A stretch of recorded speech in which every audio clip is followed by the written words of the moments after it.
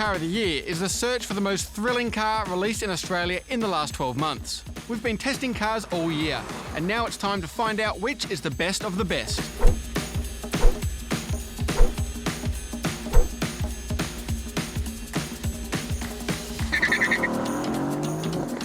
We've gathered together a great group of judges this year, including some of Australia's most experienced motoring journalists. We take the job very seriously, but also a lot of fun and excitement to be had as well. There'll be some surprises, there might be some disappointments. How does it feel being the new guy? It comes with a lot of responsibility.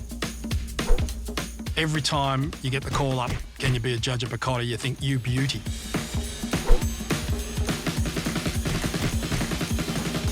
I've driven a supercar now for many, many years, 17 or 18 years in the main game. For me, it's been a real treat to head to South Australia for a couple of days and sample some cars and spend some time in them, not only through the Adelaide Hills in nice scenery, but on a racetrack like Tail and Bend's a pretty cool experience. The shortlist is distilled from the hundreds and hundreds of performance cars the 5 judges have driven over the past 12 months. You have to evaluate each car in isolation, and I think that puts each car on a level playing ground from the get-go, and it increases the excitement and suspense throughout the whole event because you know it could go to any car. We're interested in how the car makes you feel when you drive it fast.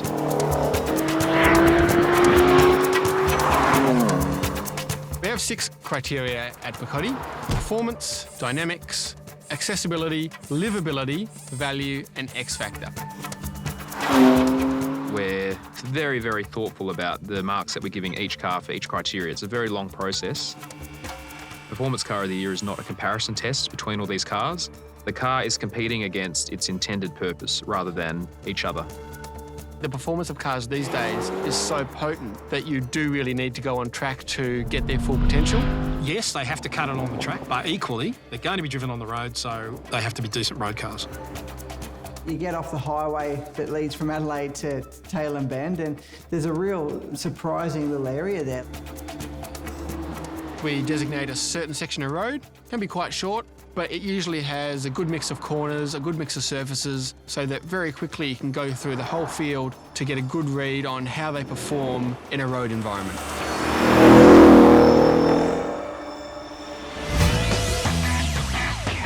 Well, when you talk about performance, there's no better playground than a racetrack. We moved Picotti to South Australia partly for something different, but also because we had the opportunity to use the Bend Motorsport Park. The Bend is a brand new track and everybody loves a brand new track. It's got fast corners, slow corners, off camber, positive camber.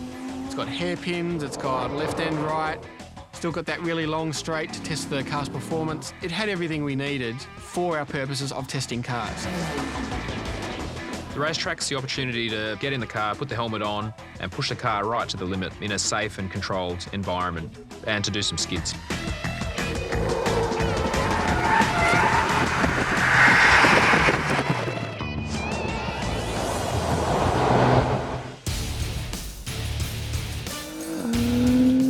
Personally, this is one thing I've learned over the last 2 days, is you can't judge a car just off the road or just off the racetrack, because I certainly formed an opinion of some of them yesterday on the road, and that opinion has changed once we've unleashed them on the racetrack, and that's a pretty cool thing. It's going to be a tight fight probably between a lot of these cars, but it is the best job in the world. We've done thousands of kilometres on road and track, but there can only be one winner.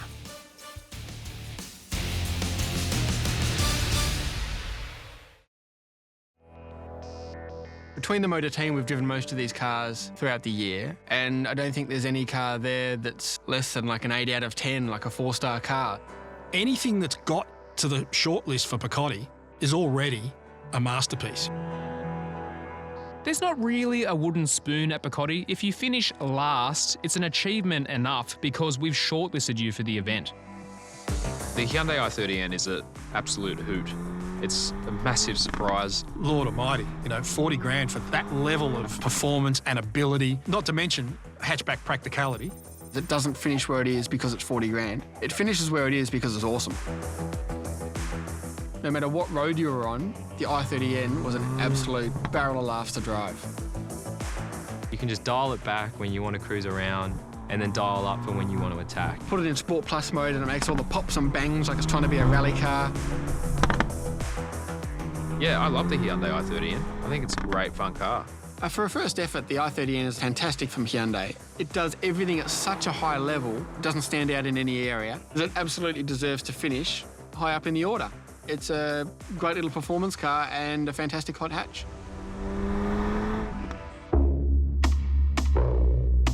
So the Audi R8 RWS. RWS stands for Rear Wheel Series. For many years, Audi's performance division was called Quattro, which means four-wheel drive. Audi's built its whole philosophy on four-wheel drive, so for it to make a rear-wheel drive car is quite a shift.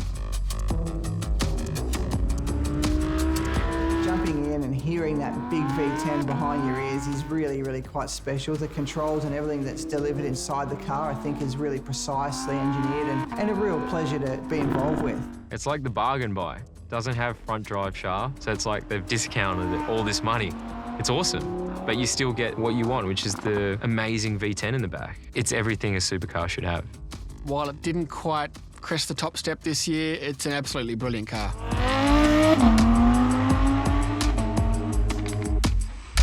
The M5 competition was a real surprise. Really fantastic car. It has the soul of a smaller car, basically, just the way it wants to go around corners. The M5 in some ways is tailor-made to win because it does so many things so well.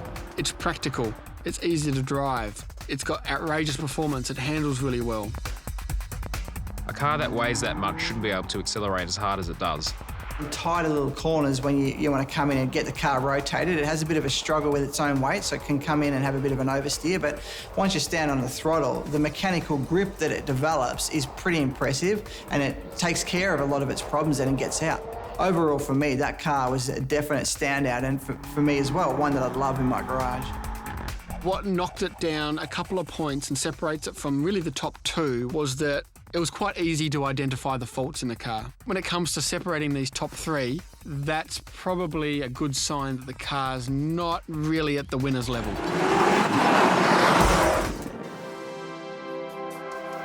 Real highlight for me of Performance Car of the Year 2019 was the M2 competition. I just want to snuggle up to the M2 and take it everywhere with me. You know, I just loved it. The engine, the subframes, the diff, the gearbox, all those bits from an M4 to make this ultimate little fighty coupe. That motor in the M2, I think, is a nicer installation than in the M3 or M4 that it was originally in. On track, it's just fantastic. The lap time that it produced was really, really strong, and its handling was very predictable with a lot of power. So it's a drift that you can control and throw around a little bit and get onto the next corner really quick. So that's probably the car that surprised me the most. You can't not just laugh like a maniac at the end of the corner in that car. Really fast, there's lots of grip. Every time I got out of it, I wanted to drive it more. Why did I get out of it? I want to get back into it and go around again. It's just such a great example of a car that can talk the talk and walk the walk.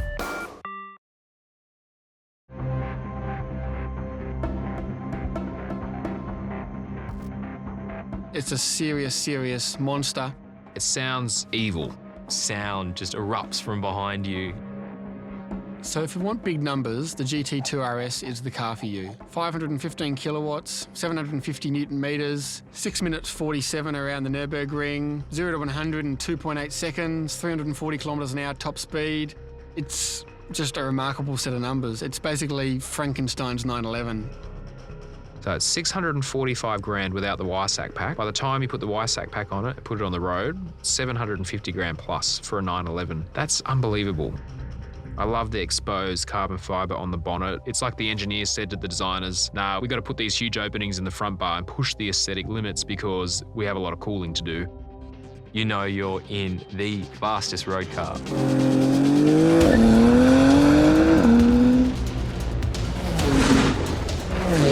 I can tell you there's only one time in my whole life that I've driven a car out of pit lane, around a couple of corners and stood on the throttle, and it surprised me with the amount of grunt that it's got and put a smile on my face. I've driven very few cars that have anything like the ability of this car.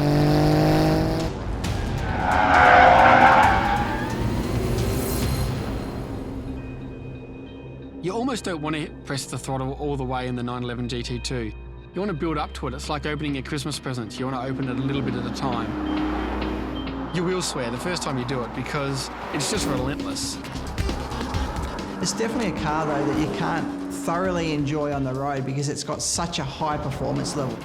Even compared to the fast cars we have here, it was 15 k's an hour faster at the end of the straight. It was doing 270 k's an hour. If you can imagine you're in a big Shanghai and you're being pulled back and then someone's let it go, you're out of there. It's like being shot out of a cannon. It's such an exciting car to drive. It's possibly the most exciting car I've ever driven. Like every other Porsche though, its biggest asset is its durability. Like it just goes lap after lap after lap after lap. The tyres don't wear out, the brakes don't wear out, the engine doesn't get hot. It's just incredible. Don't get me wrong, everything about it is impressive, apart from its noise and vibration levels. If you had to drive it interstate, you'd probably have to do it with earplugs in, or you're going to murder the first person you see. That's where it lost marks for livability and value, but a lot of the judges for performance, they gave it 20 out of 20.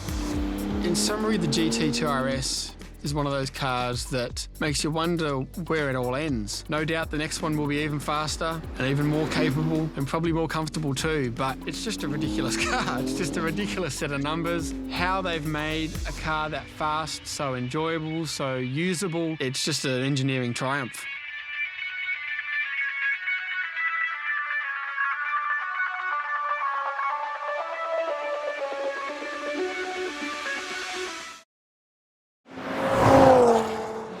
Oh.